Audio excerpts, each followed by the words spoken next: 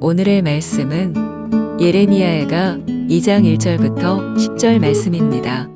할렐루야. 오늘 하루도 여러분 삶 가운데 하나님의 은혜와 평강이 함께하길 축복합니다.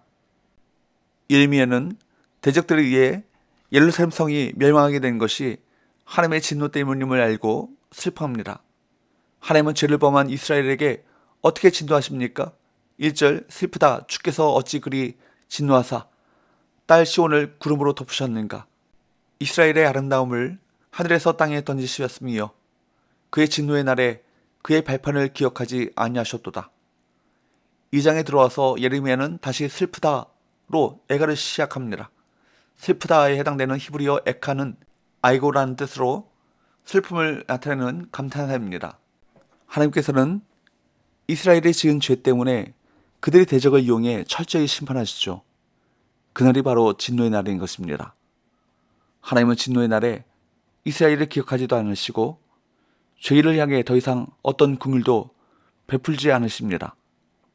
그래서 어떻게 하십니까? 2절 주께서 야곱의 모든 거처들을 삼키시고 공의를 여기시 아니하셨으며 노아사 딸 유다의 견고한 성체들을 허물어 땅에 엎으시고 나라와 그 지도자들을 욕되게 하셨도다. 대적들로 하여금 야곱의 모든 거처를 삼키게 하시고 견고한 성체들을 허물어 다 엎으시고 이스라엘을 무력하게 만드십니다.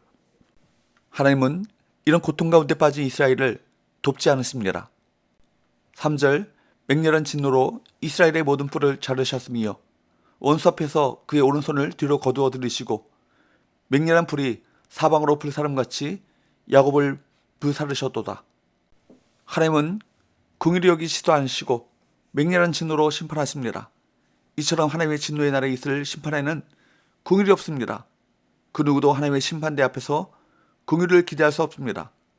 그 진노의 날이 오기 전에 돌이키는 것만이 살 길인 것입니다.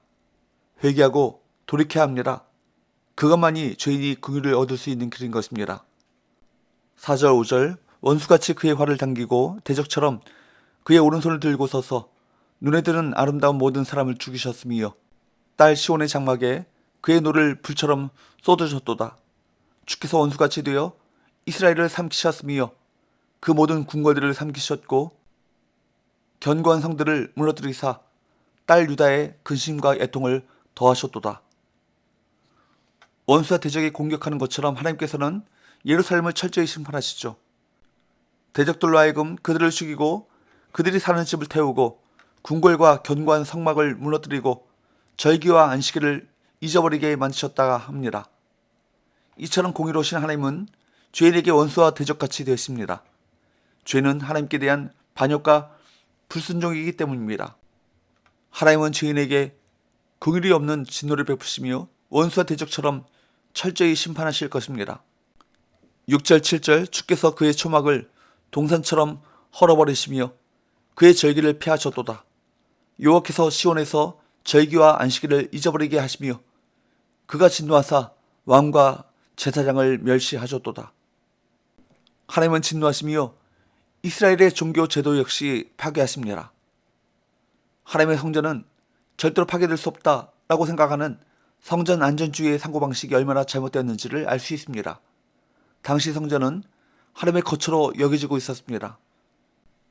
그러나 하나님은 그것에 아랑곳하지 않으시고 성전조차도 파괴하십니다.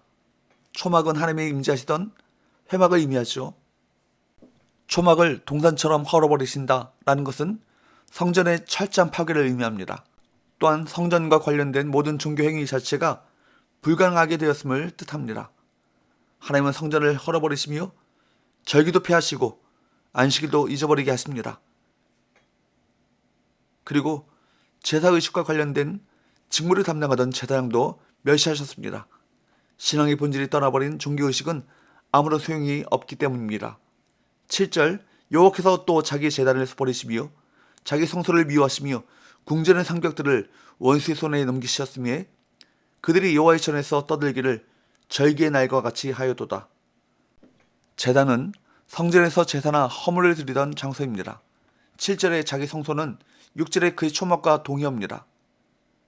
원수의 손에 넘기셨음에 라는 표현은 적들에게 권세를 주어서 성전을 취하게 하신 것을 말씀하죠.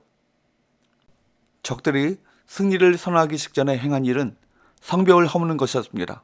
7절 하반절 그들이 즉 원수들이 여호와의 전에서 떠들기를 절기의 날과 같이 하여도다. 전에는 유다가 적들을 물리치고 떠들었지만 적들이 유다를 멸망시키고 승리에 겨워 축제를 즐기고 있는 것을 말합니다.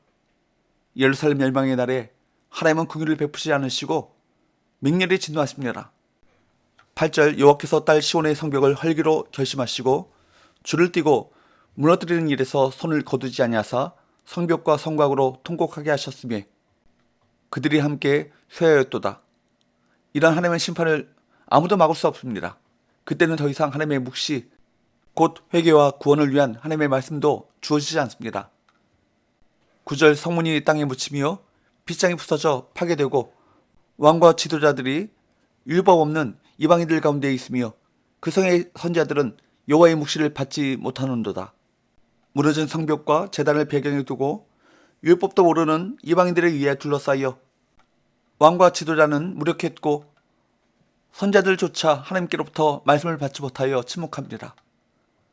하나님께서 말씀하지 않으신 것이 아니라 말씀하셔도 부패하고 타락한 지도자인 그들이 알아듣지 못했기 때문일 것입니다. 얼마나 답답하고 한심한 상황입니까?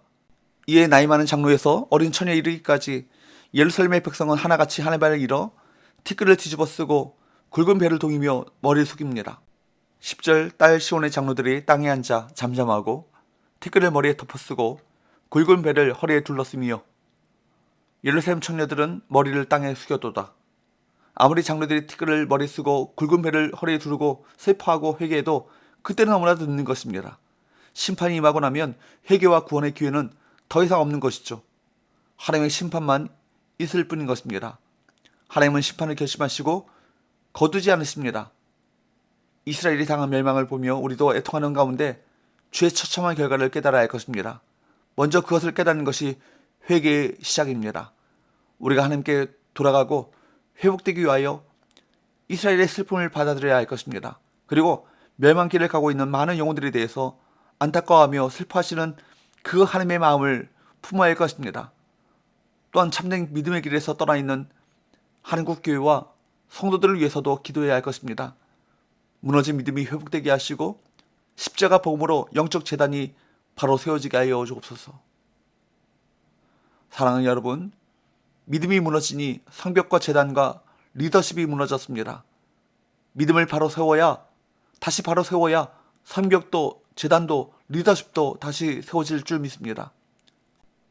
우리는 하나님께서 그 모든 것을 친히 다시 세우실 것을 믿으며 공동체를 다시 세워가는 주님의 백성이 되어야 할 것입니다. 기도합시다. 하나님 아버지, 하나님의 심판의 그날이 다가오기 전에 회개하고 돌이키게 하옵시고 특별히 한국교회와 성도들 안에 십자가 복음이 바로 세워지게 하여 주옵소서. 그래서 바른 믿음의 길을 찾아 복음에 합당한 삶을 살아가게 하여 주옵소서. 예수의 거룩하신 이름으로 기도합나이다. 아멘.